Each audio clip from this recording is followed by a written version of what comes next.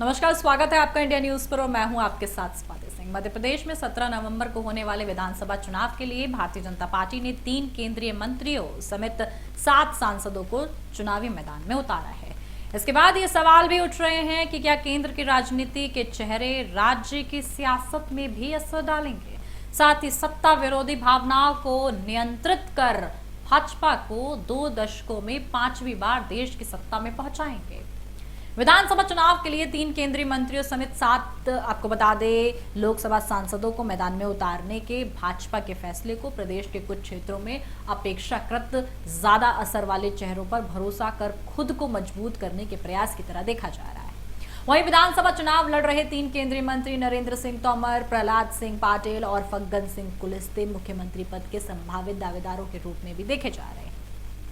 सत्तारूढ़ दल ने मौजूदा कांग्रेस विधायक संजय शुक्ला के खिलाफ इंदौर 1 विधानसभा सीट से भाजपा महासचिव कैलाश विजयवर्गीय को मैदान में उतारा। इन्हें भी मुख्यमंत्री पद का संभावित चेहरा माना जा रहा है। इधर 230 संसदीय विधानसभा के लिए चुनाव में 3 केंद्रीय मंत्रियों के साथ 4 लोकसभा सांसदों को मैदान में उतारना कागज पर भले ही भव्य लगे, लेकिन ये सत्तारूढ़ दल की चिंता और घबराहट दर्शा रहा है। इधर आपको बता दें, ये साफ लग रहा है कि भाजपा की जिला इकाइयों ने तोमर, विजयवर्गीय, पटेल और सांसदों के नामों की सिफारिश टिकटों के लिए नहीं की थी। उन्होंने कहा कि इन नेताओं को राज्य के विभिन्न क्षेत्रों में पार्टी को मजबूती देने के लिए भाजपा संसदीय बोर्ड की तरफ से चुना गया है। इधर सवाल यह भी है कि क्या कोई मतदाता सिर्फ इसलिए अपनी प्राथमिकता बदल देगा क्योंकि मौजूदा विधायक या स्थानीय दावेदार को नजरअंदाज कर उसकी जगह लोकसभा सदस्य को टिकट दिया गया है। इस राजनीति में संदेश अधिक, लेकिन आपको बता दें कि सार कम नजर आ रहा है। पूर्व राज्य भाजपा अध्यक्ष और केंद्रीय कृषि मंत्री नरेंद्र सिंह तोमर मुरैना से मौजूदा लोकसभा सांसद हैं। वे दिमनी विधानसभा सीट से चुनाव लड़ रहे हैं। इस सीट पर कांग्रेस ने एक बार फिर मौजूदा विधायक रविंद्र सिंह तोमर को टिकट दिया है। इधर 2018 में लिए चले तो वहां मुरैना की 7 सीटें कांग्रेस ने जीती थी और मुरैना लोकसभा आपको बता दें क्षेत्र के अंतर्गत आने वाले 8 विधानसभा क्षेत्रों में। इधर 2018 के चुनावों में कांग्रेस ने 7 और भाजपा ने सिर्फ 1 सीट जीती थी। बाद में भाजपा ने उपचुनाव में विपक्षी दल से 1 सीट छीन ली।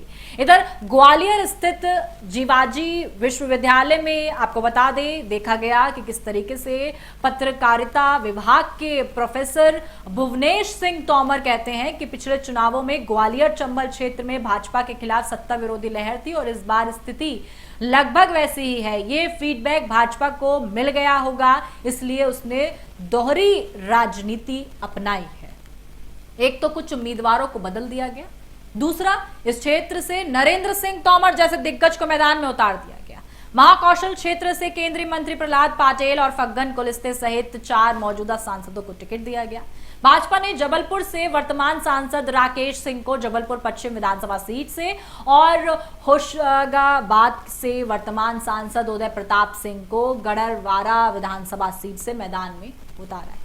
सीधी लोकसभा सीट से अंतर्गत आने वाले 8 विधानसभा क्षेत्रों में से 2018 में भाजपा ने 7 और कांग्रेस ने 1 सीट जीती थी। सीधी में उम्मीदवार बदलने का प्रमुख कारण आदिवासी पेशाब कांड था, जिसमें वर्तमान भाजपा विधायक शुक्ला का एक कथित समर्थक शामिल था।